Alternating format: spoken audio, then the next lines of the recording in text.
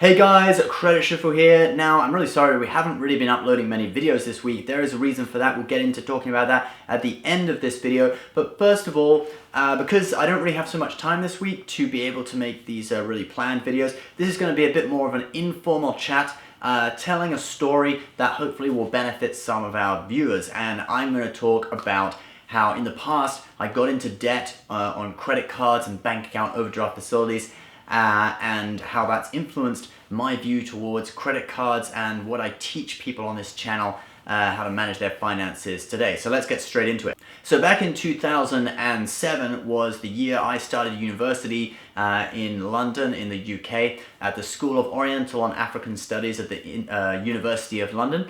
I was studying modern and classical Chinese, and around that time, the economy was doing really well, okay? This was sort of like a year before the financial crash of 2008, 2009. So interest rates on savings accounts were about 5 to 6%, okay? I was banking with HSBC at the time. I think my savings account with HSBC was 5% interest rate. I had another one with the Halifax, that's another British building society or bank, that was 6% at the time. Now, my main bank, though, was HSBC, and when I started university, HSBC gave me a student account, which had in the first year, a £1,000 interest-free overdraft facility. And this increased by, I believe it was £250 per year, so in your fourth year, it reached £1,750. That's about $2,300 or something like that.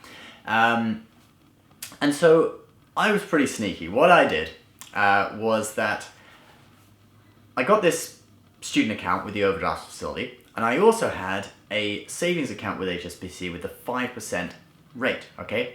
As soon as I got my overdraft facility, I transferred £900, okay? I left a little buffer zone of 100. I transferred £900 to my 5% interest savings account, so I was paying 0% interest on the money I borrowed, but I was getting 5% interest on the savings account.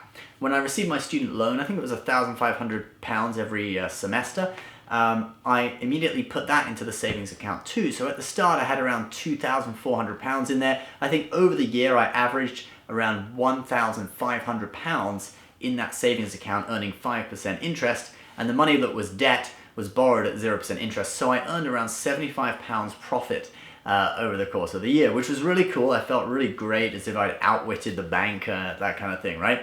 Now, that was a really cool method, kind of not dissimilar to what people do with, churning or all this kind of stuff, like playing the bank at their own game, sort of it's within the rules, but like it's a bit sketchy, right? But you couldn't really get, there's no specific rule forbidding it. Unfortunately, in the second, third, and fourth years of college, the economy had already went bad, rates went way down, so it wasn't really an option to do it again. But because of that period of time, having an overdrawn account, okay, I kind of got used to seeing my checking account, in the UK they call it a current account, right? I kind of got used to seeing it overdrawn, okay, but I was paying 0% interest, it didn't really matter. So this is where HSBC is a little bit sneaky, right? You think they're looking out for you, but actually they're really looking out for themselves. So they increase it by £250 per year. So by your fourth year of university, you end up, and most people do 3-year courses in the UK, but actually language courses are 4 years. So by your fourth year, you end up with £1,750, about $2,500 overdraft facility, interest-free. After you graduate, they maintain that for, I think, 1 or 2 years. Now, in my last year, I didn't really use it, but after I graduated, I came to the US. A company brought me here. It was like a non-profit I was working for, more for the experience, really, rather than the money. And so I wasn't earning much. And because I had been used to seeing my account overdrawn, I was like, well, I still got this overdraft facility that's interest-free. I might as well use it to get through some little hard times I'm having. I'm sure I'll get more money in the future. So I used it, right? And I built up a lot of debt, and I was actually, I was charging things that were pretty stupid, like a $120 a month gym membership, right? I could have gone to Planet Fitness for $10, judgment-free zone. Anyway, I later had to cancel that, and once I got in debt to about, I almost maxed out, and I had a credit card too, so I was maxed out to about £2,500, over $3,000, right? Maybe around $3,500 US. And it got to the point where I had to start selling stuff, all right, to just fund my life, right? So I had a collection of guitars that I had to sell. It was awful. Marshall amplifiers, Fender Stratocaster, Ibanez. Now I just have acoustic that I play occasionally. It's really sad. But anyway,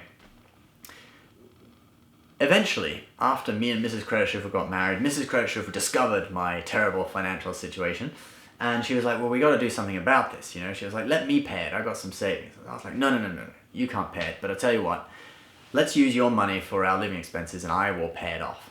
So I paid it off by a few hundred, $300 or $400 each month, and I can't remember how long it took. I think it was about a year it took, maybe a little bit less than a year. I finally paid it off, and it felt so good to be at zero, okay? Zero net worth. Just seeing my net worth is not negative was good. And, you know, afterwards I took a deep breath and a deep look back, and I didn't, I put my credit cards in drawers and didn't use them anymore. Forgot about my overdraft facility, treated it as if anything below zero is terrible. Got to get out of that. And it gave me a view towards credit cards. I don't want to use credit. Now, of course, I found in the US that you really have to use credit sometimes because you need a high credit score, okay? So you at least have to have credit cards open. You don't necessarily have to borrow lots of money on them. And so after a couple of years, I started thinking about building US credit, and that's when I started reading The Points Guy, and I started looking at his attitude towards credit cards as you pay them off every month, but you don't get into debt on them, and it was really great. And, my experience combined with what I've read from The Points Guy and various other bloggers and stuff has really shaped my attitude towards credit cards today, that they are a tool.